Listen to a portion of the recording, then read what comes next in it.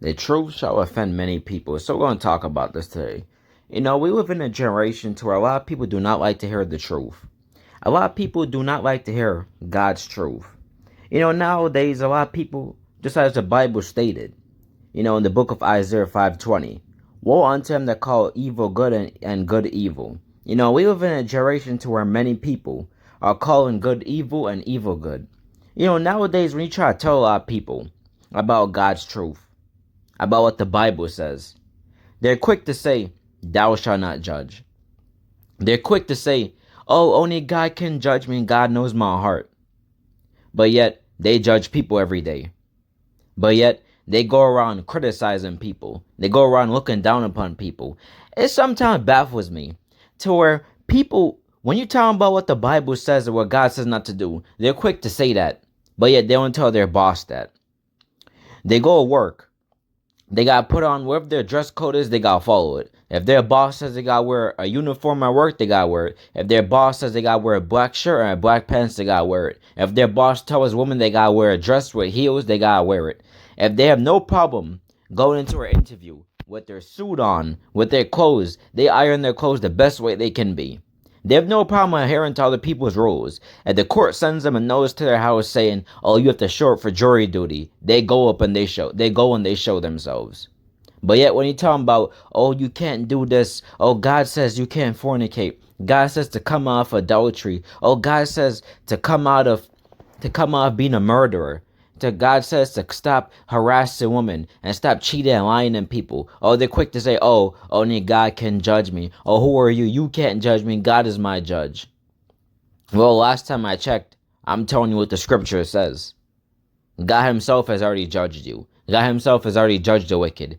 His word already says what he's going to do to those who live in sin and who reject his truth. Their final destination is that lake of fire. The Bible makes it clear all throughout the Bible. All throughout the Bible. 1 Corinthians 6, 9 through 10. Not 6, 9 through 11, I mean. For Revelation 21, 8. Jude, I believe, chapter 1, verse 7. All throughout various parts of the Bible, it talks about what sins will lead to hell, what sins will lead to a lake of fire. But yet, many people, they're still not willing to listen to it. It's sometimes funny to where people rather listen to man than rather listen to God. God says what will lead you to hell. God says what will lead you to a lake of fire. But yet you rather listen to man than won't listen to God. It's like when God says not to do something, a lot of people, they take it for a joke. It's like a lot of people, they take this stuff for a game. It's like when God says, oh, fornicators will not inherit the kingdom of heaven. Oh, ha, ha, ha, ha. Oh, yeah, I understand. Oh, yeah, God knows my heart. I already repented. I already repented. But even though I repent, I can go back to it because I'm eternally saved. Remember, once saved, always saved. Oh, yes, remember, my pastor says that once you accept Jesus, you're in for life. Nothing can strip your salvation away. Even though the Bible says, with all holiness, no one shall see God. Even though the Bible says that you shall repent. Even though the Bible says that you have to endure till the end to be saved. So you rather listen to what your preacher says than rather listen to what God says. Even though the Bible says that shall we continue in sin that may grace abound? You cannot just continue in sin thinking, oh, I'm already a Christian, I'm good. I could just live however I want. Listen, when we look at the kingdom of heaven, we should see a clear distinction between God's people and the world. But nowadays, it's like many people, they want to mix the lines. They don't want to draw the line. Many people want to be mixed in. It's funny nowadays to where I see Christians who are just like the world. It's like I've seen more worldly people who are more holy and more righteous, who carry themselves with more dignity than some Christians.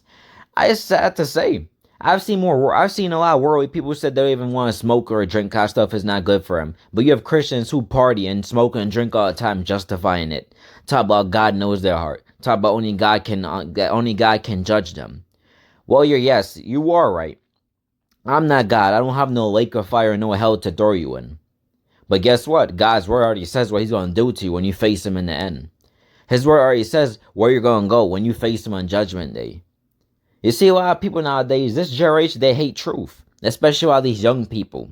You try to tell a lot of these young kids about God's truth and try to tell them not to go down a certain route. You try to tell them not to be drill rappers. You try to tell them to stay away from that music. You try to tell them to stay away from gangs, to stay away from drugs, stay away from the alcohol. That stuff will mess your life up. Some of them call you, well, I'm in my 20s, but, some of them would call me a lame. Some of them try to call you lame or you boring.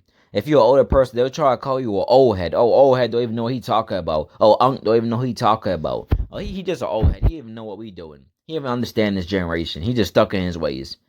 Well, you might want to listen to what your father, what your dad, what your uncle, what people try to tell you. You might want to try to listen to what your preacher try to tell you, because he trying to help you. Like when us as followers of Christ do this, we're not looking down upon nobody because we're sinners ourselves.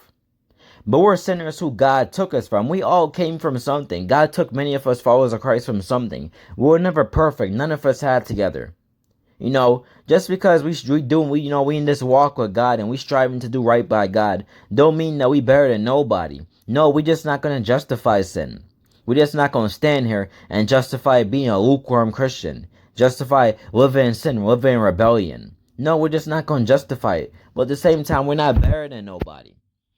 You see, this is why a lot of people in the world can't understand. They need to understand better. We're not saying we're better than you.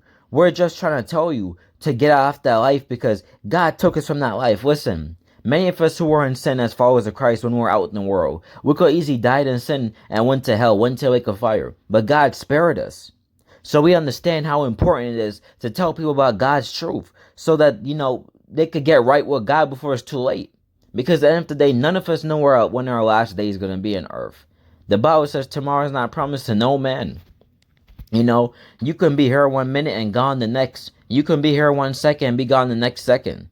Your life is like a vapor. It comes and goes. There was somebody who told me a perfect analogy. He told me one time he was in the bathroom and God told him that, God told him to look at the toilet paper.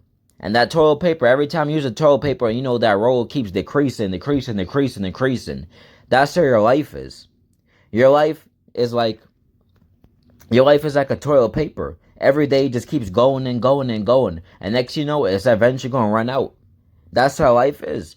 One day you 18, next day you 35, next day you 52, next day you 70. Life just flies by and God spares that we even live to be that long. God spares we even make it to see old age because you have so many people nowadays to where, a lot of them are not even living to see even 20. You have some people, I'm in my mid-20s, some people even live to see my age. Some people even live to see 18. Some people even live to see 20. A lot of people nowadays are not even living to see 40. So when God's telling you to change, man, He's trying to help you because this life is not forever. This earth is not forever.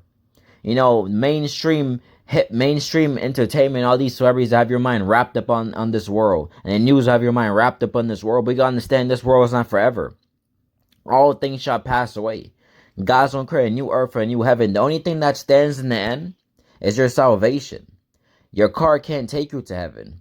Your house can't take you to heaven. You can't bring that stuff with you to heaven. You can't bring your job and your business with you to heaven. All that stuff is all earthly goods. All that stuff is going to remain here. Well, guess what? Eventually, one day, you're going to take your final breath. And even those who have to see a rapture, if you're not with God, the end, you're going to either have to take the mark of the beast or die for Christ. So we're all going to have to face God in the end. So we want to make sure we're right. There's too many people nowadays, they hate truth. Many people nowadays, they'd rather hate on God's truth, but yet they accept evil. You rather hate on God's truth when it says to flee from sexual immorality, flee from sin, flee from fornication, flee from adultery, flee from homosexuality, flee from being a murderer, flee from flee from robbing people. You rather hate on that, but yet a lot of y'all will accept evil. A lot of y'all love to see people fight, love to see people get their head bashed in a line. Obviously, love to see videos of people recording people who just got killed. Love to see videos of people getting shot. A lot of y'all love to see those type of videos. Love to see people argue and cuss each other out. Some of y'all laugh and smile at it. Some of y'all love entertainment. Some of y'all love to see people rob people. Some of y'all love to see those Chicago and those LA gangs, that LA gang culture, and that Chicago gang culture, of them running up and ops drilling them. You love to see that type of evil. But yet you hate God's truth. A lot of y'all love to see people walk around with their pants sagging. Nothing but filth and disgusting. You love to see that type of stuff. But yet you hate on God's truth. That really shows me your mind is at. It's no different than the Pharisees. They will talk about the scriptures and all this, but when the Messiah was right in front of their face, they rejected him. They were quick to call him, they were quick to say he cast out demons through demons with Beelzebub. They were quick to say, oh, this man's a blasphemer. He's not the Son of God. And yet the real Jesus Christ, the man who they waited on, was right in front of their face. I'm telling you, many people, man, they hate to hear the truth, and they're going to end up paying the price for it in the end. Many people, they're going to end up paying the price for it in the end when they see God in Judgment Day. Because one thing you have to understand is that it don't matter if you accept God's truth or not. You're still going to have to face his word in the end. God's going to judge you off of his word in the end, whether you like it or not. So if the Bible says fornicators will not inherit the kingdom of heaven, what do you think is going to happen when you face God on Judgment Day and you die as a fornicator? For years, God warned you to stop. For years, followers of Christ, preachers, all these different people warned you to stop. But yet you were a sleeper all around with everybody. You slept with the girl next door, the guy next door. You were a sleeper out with prostitutes. You were going to a strip club.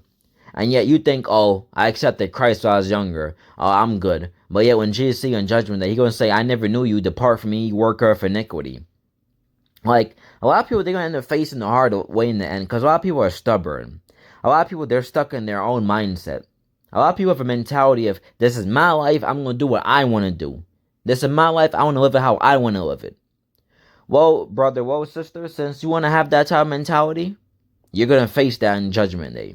You're going to face the God of Israel. He's going to judge you just off of his word. Your pastor can't save you. Your favorite motivational preacher can't save you. Your celebrities can't save you. They all going to be standing in the line of judgment, waiting to get judged just like everybody else. God going to judge you off of that same word. Yeah, that same so-called man-made book that a lot of people like to call man-made. It's funny that people call the Bible a man-made book. But yet the Bible rejects all of man's desires. A lot of the stuff people love to do, the Bible rejects it. So my question is, if the Bible is such a so-called man-made book like you claim it is, why is it rejected everything that society loves? Society loves to party. Society loves to drink and smoke. That many people love to sleep around. So why is the Bible rejecting the stuff if it's a man-made book? It looks to me like the book was written by God himself, since God is holy. It looks to me like the Bible was written by men who God gave instructions to what to write. It looks like the Bible itself is coming from God himself, coming from God's divine wisdom and knowledge. And see, a lot of you people, man, a lot of people love to hate, especially this generation. It's sad to say, but it's like as each generation goes on, you got more and more people who, it's like the ratio of people make it to heaven might even get smaller and smaller. Like one point, you have many people like 50 and 60 years ago to where many people fear God. Many people actually had a fear for God. Many people did not want to go against God's commandments and go against and disobey God. So back then, you might have had like 10 out of 20 people for 100 people or 1,000 people made it into the kingdom of heaven. But with how this generation is, that ratio going to be much smaller. Out of 1,000 people who die every day, you might only have like 1 or 2 who make it. Be even blessed if even 3 make it. Because we're in a generation to where many people hate truth. Many people, they hate to hear God's word. And many of them are going to pay the price for in the end. I just pray that I don't fall in that category. Because one of the most dangerous things you can have is a reprobate mind. Even the Bible says that rebellion is like the sin of witchcraft. You don't ever understand that when you choose to rebel against God's word, when you choose not to listen to God, when you choose to be stuck in your own ways, you are a witch in God's eyes. And guess what? What is a witch's judgment? According to Revelation 21 verse 8, sorcerers, which is witchcraft, shall have their part in the lake of fire. So since you want to disobey God, since you want to rebel against God, you can't go where God's dwelling. You expect God to let you into his house when you chose to rebel against him and chose to rebel against his word? You expect to dwell in heaven with the holy God when your garments is filled with nothing but dirt and filth and trash? Come on, man. Like, come on. People reading together. That's like you having a clean house, right? Your house is clean. Like the floor is so clean you can almost eat off of it. Everything is clean. Then somebody tries to open your door and come in with homeless clothes on, smelling, with garbage tied around themselves, with a whole bunch of dirt on their feet. They got dirt and dog due to all of their shoes. Would you let a person like that into your house? No, you wouldn't. You would not let them into your clean house they work so hard for. So how you think you're going to walk into heaven to be with God who's holy, to be with Jesus who's holy, the Holy Spirit who's holy, the angels of heaven who are holy, God's people up there who are holy, and yet you think you're going to walk in with filthy garments on? You're deceived. You're deceived. You need to stop following some of these pastors, man. Some of these pastors and some of these prophets have led many people astray, man, with this false doctrine. Talk about one saved, always saved. Listen, you better fight to do what's right by God. You better fight to do what's right by God.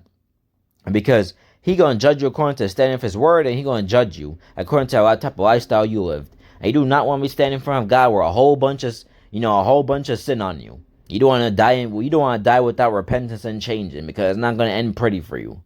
But nevertheless, guys, please, man, do not reject God's word. When God's people tell you to stay away from certain things, when they tell you to stay away from sin, get out of sin, they're trying to help you, because they don't want to see you die and go to hell. Which is it? Would you rather have someone who's going to suck up to you and know that you're going to end up going down a dark road, going down a dark path, and end up paying the price for in the end? Or would you rather have somebody who tells you the truth? Because people really love you, they're going to tell you the truth, because they want to see you do better, and they want to see you get better, and they want to see you progress in life and make something out of yourself.